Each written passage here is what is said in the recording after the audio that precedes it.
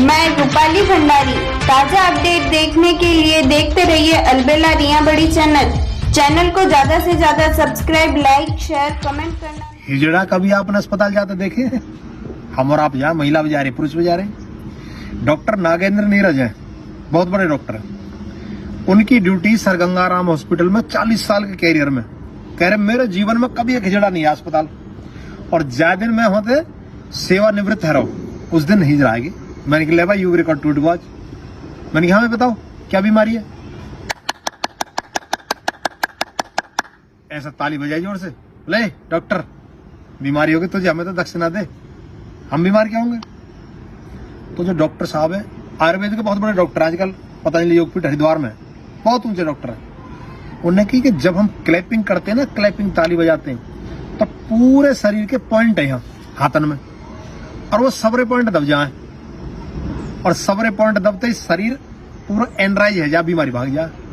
इसलिए वो ताली दिन भर बजाते रहे, स्वस्थ रहे।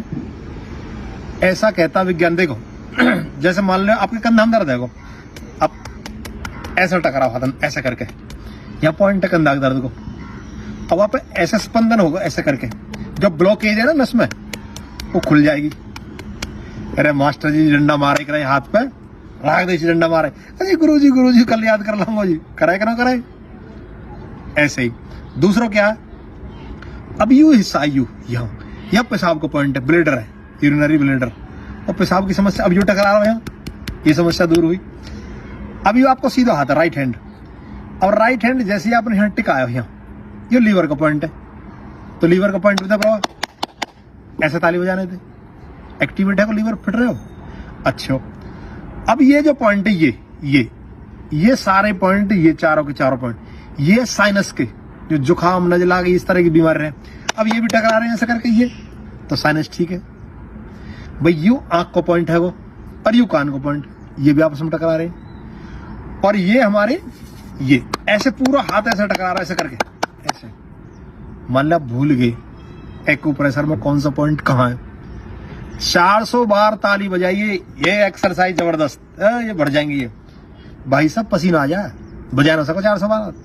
400 बार ताली बजाओगे, बहुत ताकत चाहिए, पसीना आ जाए पूरी तरह से, जो दंड न लगा सके, दौड़ लगना हो रही, घुटने में दर्द है, जो ताली तो बजा सके, ताली बजाओ। और क्या होगा, ये गर्म हो, गर्म हीट, पसीना वगैरह में पसीना, और सारा ब्लड सर्कुलेशन एकदम फर्स्ट क्लास चल जाए। और क्या फायदा होएगा, देखो जैसे मान लो आप पाइप से पानी लगाओ पार्क वगैरह में, अब पाइप की दूरी है यहां तक मान लो, और पानी आप आगे पहुंचाना हो, तो आप क्या करें, पाइप ऐसे दबा दें, और दबा के पानी की धार पतली है यार, आगे जाके प्रेशर से पहुंच जाए। ऐसे ही जब आप क्या करते हैं, जब ताली बजाते हैं ताली, तो दबाव पड़ता है इन पॉइंटों पे, जंग आ रहा हो, जहां कचरा आ रहा हो, प्रेशर मारा, प्रेशर ब्लड, और खोल दे ना से। दूसरा तरीका और समझाऊं, मान लो 2 तार हैं ये बिजली के, ये आपस में मिले हुए हैं, और खुले हुए, इन पर टेप ना लग रही, या तो सर्दी हो या बरसात को टाइम, तो इन पर जंग आ जाए, ऊपर कार्बन आ जाएगा, तार भिड़ रहे हैं लेकिन फिर भी लाइट नहीं जल रही है, तो आप क्या करेंगे, प्लास लें, प्लास और बाद ऐंठी मार दें, वह जंग हटा दें, और जैसे ही जंग हटते ही वो तार आपस में टच हो, तुरंत बिजली कनेक्शन मिले आपस में, लाइट जल जाएगी। ऐसे ही सेम कंडीशन यहाँ, जंग आ जाए कचरा, तो जब ताली बजा में जोड़ते हो, जंग जाए छूट जंग, और कचरा सब लेकर के, और सवेरे पूरा एनराइज है जा। तो लगातार ताली बजाने से भुजा मजबूत रहे, दिल मजबूत रहे, आपको पाचन तंत्र ठीक रहेगा, आपको ब्रेन ठीक रहेगा, नजला जुकाम खांसी ठीक रहेंगे, तो कच्छ भी ना आवे, तो ताली बजाना सीख ले। पर ताली वैसे मत बजाइयो, कहीं जाकर ताली बजा कोई जमांगल लगो। हालांकि देखो हम उनका विरोध नहीं करते, ईश्वर ने बनाई बेचारे वो इस तरह से, ऐसा कि हमारा आप बना देता, हमें बेसी काम करना पड़ता। तो ताली बजाएं, सेहत बनाएं, और सर्दी तो खूब ताली बजाओ, खूब। जोड़न का दर्द में बड़ा लाभ कराएगा, क्योंकि ब्लड सर्कुलेशन बढ़ा दे। अच्छा जैसे चलने में क्या हुआ, सुन्नपन आ जाए ना, सुन्नपन, सर्दी जब लग जाए, बाइक पे चल रहे तो हाथ सुनने आ जाएगा ना, क्या हो, ब्लड सर्कुलेशन कम। लेकिन जैसे ही हम एक्सरसाइज शुरू करेंगे, धीरे धीरे गर्मी सी आवेगी, तो क्या हो, फिर दर्द कम हो जाएगा, फिर उंगली मुड़नी भी शुरू हो जाए, पैर भी चलने शुरू हो जाए। वो क्या है, ब्लड सर्कुलेशन बढ़ाना। इसलिए जब योगा भी करवा में ना, योग उसमें भी थेरेपी, क्लैपिंग थेरेपी। और हमारे देश में तो शाबाशी दंगे था, शाबाश मान गई। स्कूल में चले जाओ, कहीं नेता के विवाह में चले जाओ, कीर्तन में चले जाओ, ढोलक बजा रहे हैं, क्या आयु? ढोलक बजाना भी ताली बजाना ही है, एक्यूप्रेशर। हमारा बुजुर्ग बड़े होशियार है, तो ताली बजाए, सेहत बनाए, रोगों से मुक्ति पाए। नमस्ते।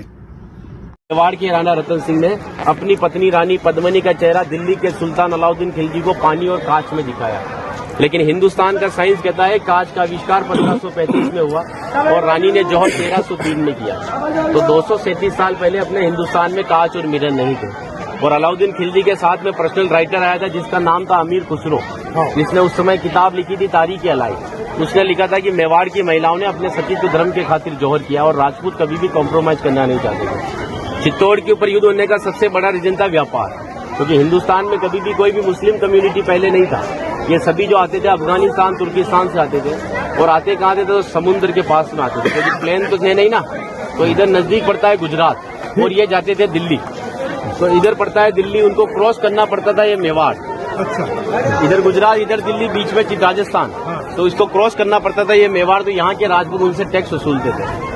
तो वो समय था 1299 का, जब अलाउद्दीन खिलजी पूरे हिंदुस्तान पर इस्लामी शासन चाहता था। गुजरात से जब दिल्ली की ओर रवाना हुआ तो यहाँ पर राणा रतन सिंह के पिता थे रावल समर सिंह। उन्होंने दिल्ली जाने से पहले उससे टैक्स लिया और टैक्स लेने के बाद में जब अलाउद्दीन दिल्ली पहुंचा तो मेवाड़ से नाराज कि मुझे दिल्ली में शासन करने के बाद में हर बार मुझे मेवाड़ को टैक्स देना पड़ेगा, इससे अच्छा है मैं मेवाड़ को जीतूं। तो दिल्ली से वो 1.5 लाख सेना को लेकर मेवाड़ की तरफ बढ़ा, लेकिन चित्तौड़ से दिल्ली का डिस्टेंस 600 किलोमीटर है। तो उसने पहला स्टॉपेज 1301 में रणथंभौर के किले पर डाला, सवाई माधोपुर। वहां का राजा था हमीर देव चौहान, जिसको मित्र बनाया और उसी मित्र को रात को खाना खाते समय पीठ के पीछे छुरा घोंपकर मार दिया। उनकी पत्नी थी रंग देवी। हिंदू धर्म के अंदर रात में चिताएं नहीं जलती, तो वहां की महिलाओं ने पानी में कूदकर जल जौहर कर लिया, बच्चियों ने, सभी ने। लेकिन सुबह यह हुआ कि डेड बॉडियां तैर कर ऊपर आई तो आक्रांताओं ने डेड बॉडियों को निकालकर महिलाओं की बॉडी में बच्चों के साथ में रेप करके उनके बॉडी पार्ट्स को काटकर नग्न अवस्था में रणथंभौर के किले के बाहर लटका दिए, ताकि ये संदेश चित्तौड़ पहुंच जाए और चित्तौड़ की रानी पद्मिनी किले को छोड़कर दूर चली जाए।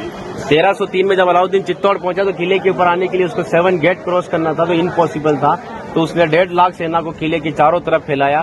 8 महीने के बाद में किले के ऊपर खाने की कमी आई तो रानी पद्मिनी के चाचा भतीजा गोरा और बादल ने राणा रतन सिंह से कहा कि हमारा राशन खत्म हो रहा है और जब ये भूखे और कमजोर सेना से हम युद्ध करवाएंगे तो ये युद्ध नहीं कर पाएंगे। रतन सिंह को बातचीत के लिए 7 गेट के नीचे भेजा तो अलाउद्दीन खिलजी ने उनकी गर्दन पर तलवार रखकर झुकने के लिए कहा, लेकिन मेवाड़ का राजपूत सर कटाने के लिए मंजूर होता है लेकिन सर झुकाने के लिए कभी मंजूर नहीं हुआ। राणा रतन सिंह को धोखे से बंदी बनाया और रानी पद्मिनी को संदेश भेजा कि आप हमारे एजेंट का स्वीकार करो, हम दिल्ली चलेंगे। रानी पद्मिनी कहती है जो नरसंहार तुमने 2 साल पहले रणथंभौर के किले में किया तो यहाँ की महिलाओं के साथ में भी वही होगा। इस वजह से जहाँ मैं जाऊंगी वहाँ ये वीरांगनाएं चलेगी। 2 महीने का समय लिया। अलाउद्दीन खिलजी ने 700 डोलियां किले की ओर भेजी, लेकिन रानी पद्मिनी को पता था कि मेवाड़ में घूंघट सिस्टम है, तो हर एक सोल्जर को लेडीज पोशाक पहनाकर तलवार और भालों के साथ में उस पालकी में बिठा दिया और रानी पद्मिनी की पालकी में भतीजे बादल को रानी पद्मिनी की वेशभूषा पहनाई और 700 पालकियों एक कमांडर बनाया चाचा जी गोरा को।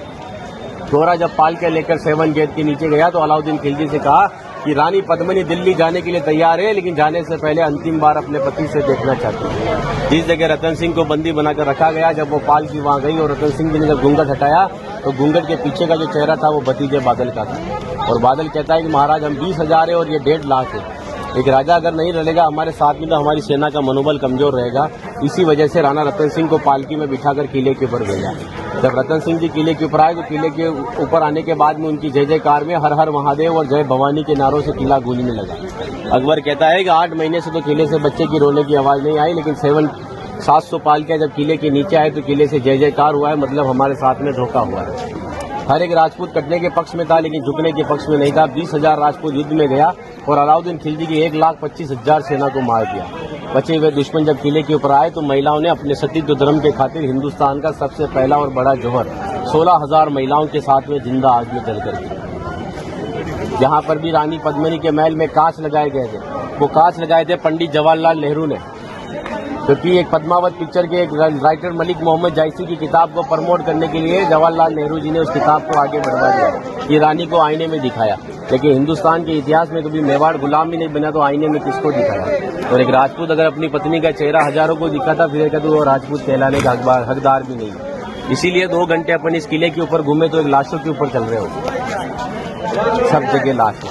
इसीलिए उन महिलाओं के सम्मान के लिए कहावत कहता हूँ कि गिरा जहां पर खून वहां, पत्थर पत्थर जिंदा है और जिस्म नहीं है मगर नाम का अक्षर अक्षर जिंदा है। और जीवन की यह अमर कहानी अक्षर अक्षर गढ़ लेना, और शौर्य कभी सो जाए तो महाराणा प्रताप और शिवाजी को पढ़ लेना।